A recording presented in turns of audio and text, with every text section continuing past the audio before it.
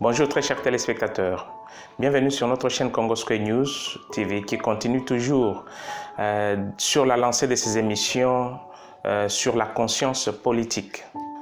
Nous vous demandons encore de bien vouloir partager nos émissions et n'hésitez pas de vous abonner. Aujourd'hui, nous allons réfléchir sur une pensée qui a toujours été lancée dans la population lorsque on veut s'attaquer aux politiciens ou lorsqu'on veut s'exclure devant la politique. On entend souvent dire « laissez la politique aux politiciens ». C'est devenu une phrase d'excuse, une phrase d'exclusion. Et aujourd'hui, nous voulons ajouter à cette idée une autre qui est plus importante, de dire que c'est vrai, la politique aux politiciens, mais la rigueur du contrôle au peuple. Quand on parle de la politique aux politiciens, on sous-entend qu'il y a un genre de personnes qui s'engagent, qui choisissent de faire de la politique leur mode de vie, leur carrière, leur source de revenus. Et là, il faut comprendre qu'il y a des principes, qu'il y a des objectifs, qu'il y a des stratégies, qu'il y a des méthodes. Je veux dans cette émission que les téléspectateurs puissent comprendre les principes élémentaires des personnes qui s'engagent en politique. Parce que si vous le comprenez, vous n'allez pas tomber facilement dans le fanatisme ou dans le populisme. Nous devons savoir que ceux qui s'engagent en politique, ceux qui choisissent de faire la politique, ont un principe. Tous, ils ont un principe qui les gère. C'est qu'ils veulent atteindre le pouvoir et le garder aussi longtemps que possible. Ça, c'est le principe élémentaire et il est valable pour tout celui qui veut entrer ou tout celui qui s'engage ou qui choisit de faire la politique. Si on comprend que ceux qui choisissent de faire la politique ont pour objectif, ont leur grand objectif de conquérir le pouvoir, d'avoir le pouvoir et de le maintenir aussi longtemps que possible, de le garder aussi longtemps que possible, on va comprendre pourquoi certaines personnes, même s'ils sont mauvais, ils restent longtemps au pouvoir. On va comprendre pourquoi certaines personnes qui paraissent bons et qui viennent avec des bonnes idées, ils n'arrivent jamais au pouvoir.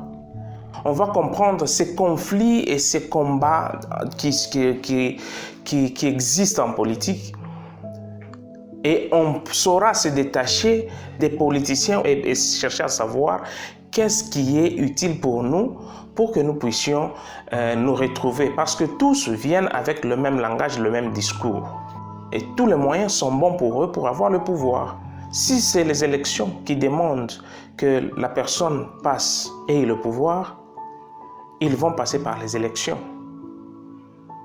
Et si ça permet de faire le coup d'État, ils le feront. Si ça permet de faire des négociations, ils le feront. Souvent, ils viennent avec une stratégie de manipulation devant le peuple. Tous disent, moi quand je vais passer, je vais créer ceci, je vais créer cela. Et nous savons, ils ont tous des slogans qui sont trop attractifs, qu'ils viennent avec un langage séduisant, qu'ils viennent avec la farine pour vous donner, qu'ils viennent avec des chemises, qu'ils fassent des actions en ce moment-là. C'est juste pour que vous puissiez leur donner l'opportunité d'atteindre ce qu'ils veulent. Ce qu'ils veulent, c'est le pouvoir. Pourquoi? Parce qu'en fait, le principe fondamental de tout politicien, c'est atteindre le pouvoir, à conquérir le pouvoir. Je veux que nous puissions comprendre, que nos téléspectateurs puissent comprendre que tout ce qui arrive en politique, il n'y a rien qui arrive au hasard. Tout est calculé.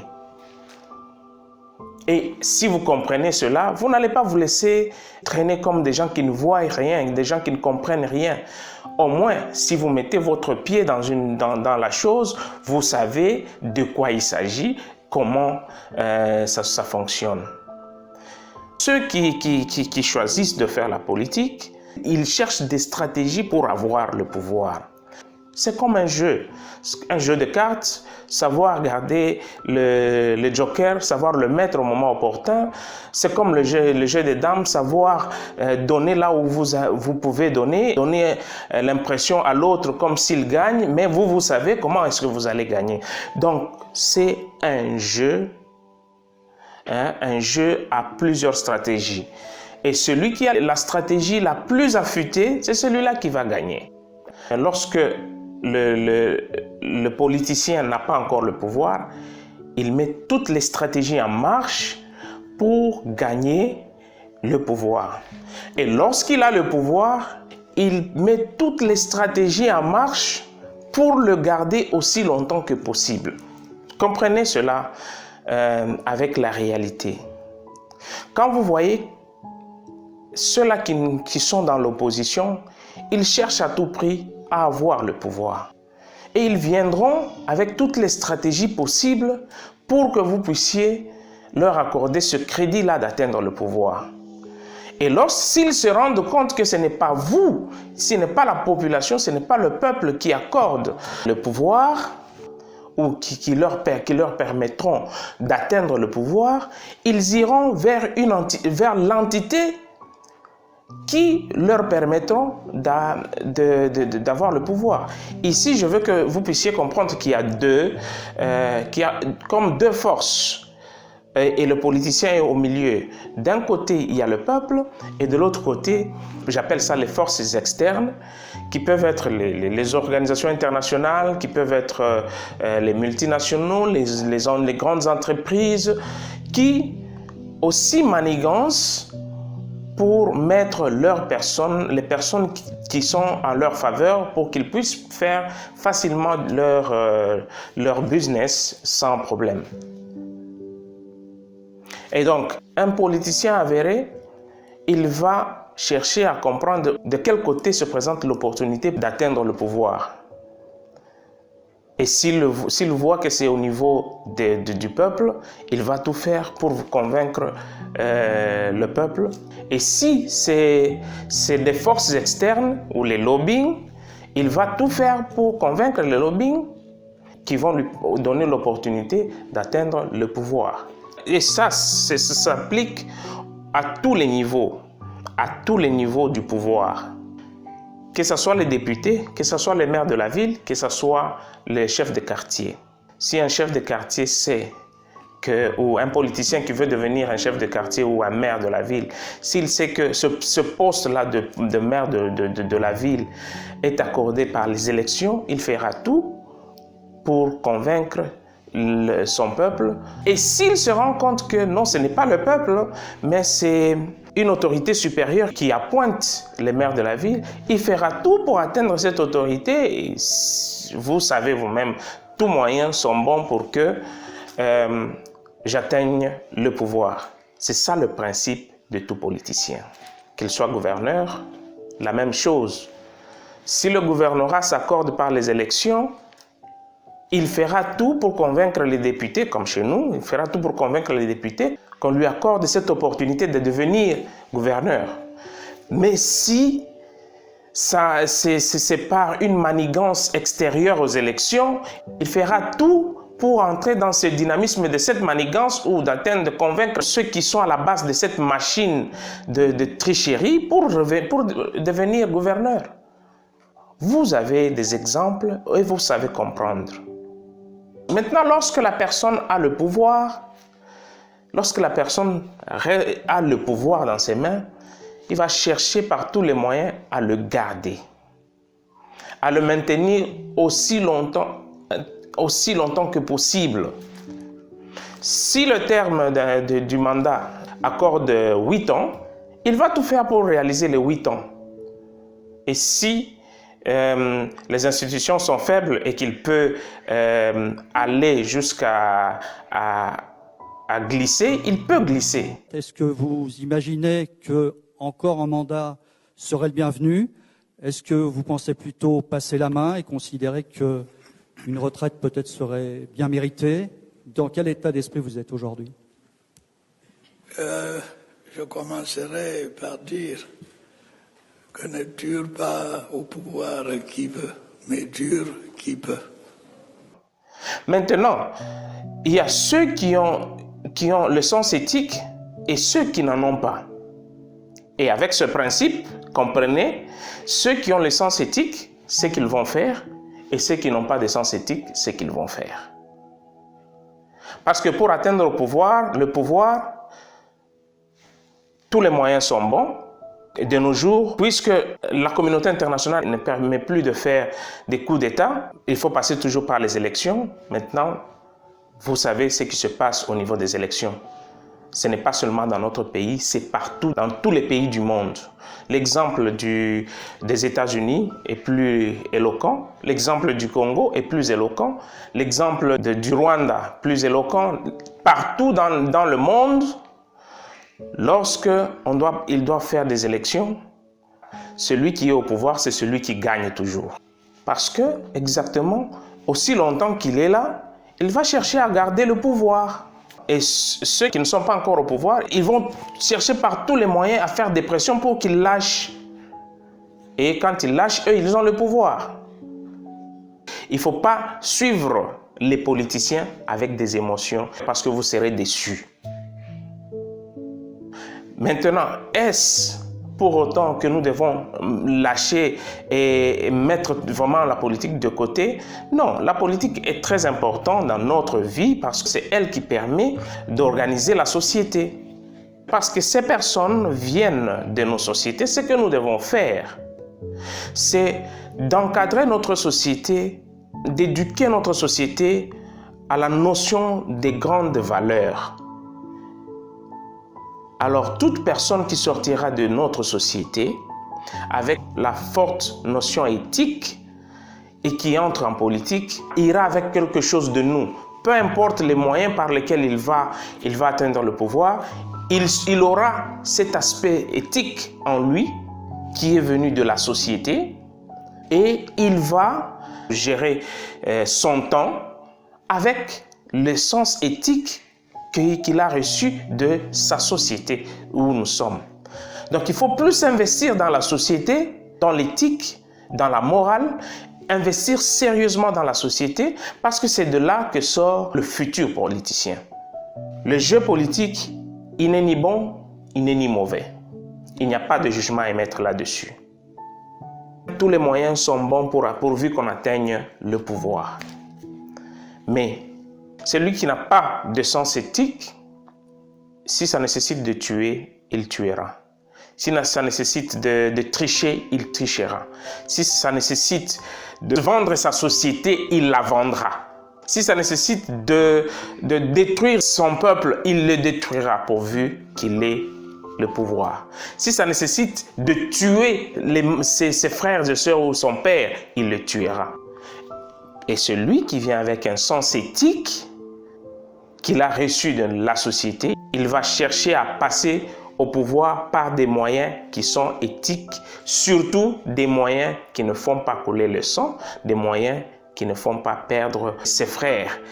Et s'il utilise des moyens qui sont un peu subtils, ça sera dans l'intérêt pour avoir une position d'aider et de soulever son peuple ou de soulever ses frères. Les politiciens de demain doivent être préparés dans la société d'aujourd'hui. Les politiciens, le président de demain doit être préparé dans notre société aujourd'hui. Le gouverneur de demain doit être préparé dans notre société d'aujourd'hui. Le maire de demain doit être préparé dans notre société d'aujourd'hui. Si la société a investi dans les valeurs, le maire de demain sera un maire de valeurs. Le gouverneur de demain sera le gouverneur de valeurs. Le président de demain sera le président de valeurs. J'ai ajouté à cette célèbre phrase la politique aux politiciens, la rigueur du contrôle au peuple ou le contrôle rigoureux au peuple. Pourquoi j'ai dit le contrôle rigoureux au peuple?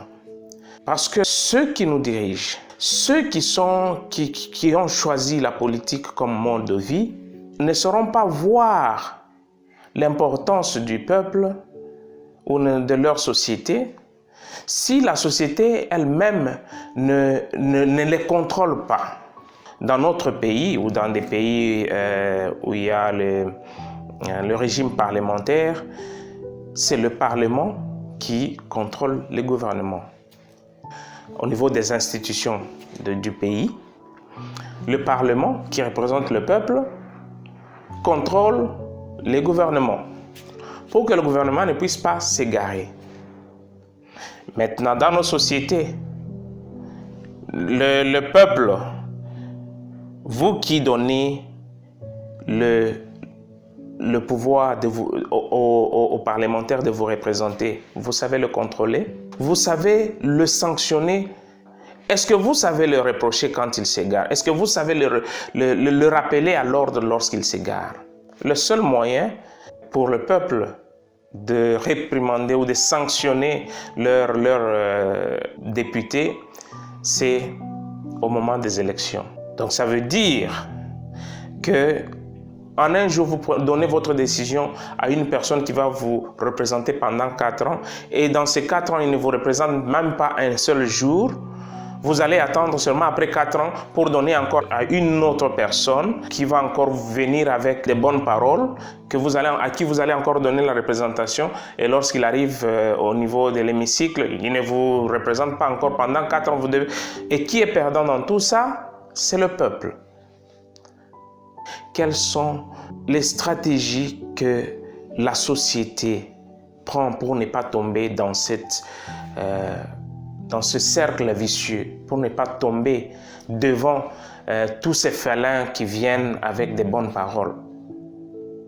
Il faut que dans la société s'élèvent des gens illuminés, des gens éclairés, qui parlent, qui éduquent la société.